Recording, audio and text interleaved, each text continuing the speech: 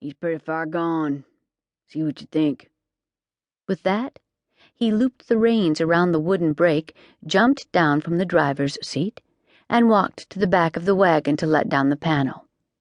Jed patted Blythe's hand reassuringly, then, moving quickly and lightly for such a big man, he joined the other. Blythe followed close behind. On the floor of the buckboard, wrapped in a filthy blanket, huddled a man of indeterminate age. His hair was a mass of tangles, his face covered with a dark stubble of beard. Even as they looked on, he stirred restlessly, mumbling incoherently. Hard chills ravaged his body. Jed put out one large hand and touched the man's forehead, then drew it back in surprise. "You're right. This poor fellow's on fire with fever," he said. "Help me get him into the house. We'll see what we can do." "I'm much obliged to you. Now if you lift his shoulders, I'll get his legs." Together the two men wrestled the inert form from his resting place. But as they began tugging at the stricken miner, he thrashed about, flinging his arms as if to ward off some unseen attacker. "No! You'll not take me alive!" he shouted in a hoarse voice. "To the last man, we'll hold on!" "Easy there. We mean you no harm." Jed's voice was soft and soothing. "No one is going to take you." The man was too weak to struggle further. He slumped against them as they continued to ease his body forward. At last, they swung him free of the buckboard and moved toward the house. Blythe sprang to action, running ahead to hold the door open. "Go turn down the quilt on my bed. There's a good girl," Jed directed once they were inside. "Then draw some more water." She did as she was told, both frightened and strangely excited by this unusual turn of events. By the time she returned to the house with the water, the man was settled in her father's bed.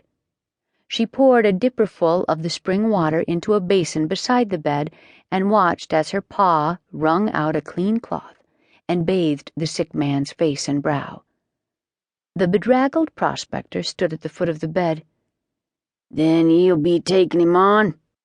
Jed did not look up. "I hardly think we can do less than you. Yes, we'll take him. Until he's well enough to travel. He must have folks somewhere who will be worrying." With that, he turned to Blythe, saying, "Blythe, offer our friend here a cup of coffee." "Well, thank ye. I'd take kindly to that, ma'am. Then I'd best be on my way. Want to make the nearest town with an assayer's office for sundown." "You'd be welcome to stay for supper," Blythe offered, leading the way into the kitchen. "I'm thanking ye, ma'am, but now I know this feller's in good hands, I can rest easy." He twisted his dented hat in gnarled hands and followed her into the kitchen. Blythe went to the stove, took off the blue enameled coffee pot, then poured out a steaming mugful and handed it to the prospector. "Nice place you have here." He sipped the hot brew gingerly as he peered around the big front room. "Been so long in the wilderness, I'd pert nigh forgot what a real home looks like." Blythe's gaze followed his as it swept the area, from the shiny black stove with its polished trim and the starched curtains at the windows, to Pa's big rocker by the low bookcase where his leather-bound volumes of Dickens were proudly displayed.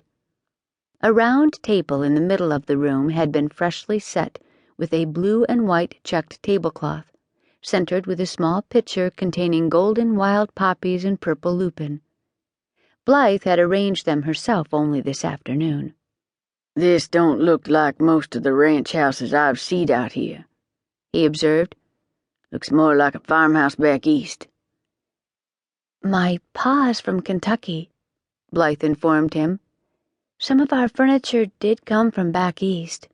Pa says lots of folks who crossed the prairie in covered wagons brought all their worldly goods with them.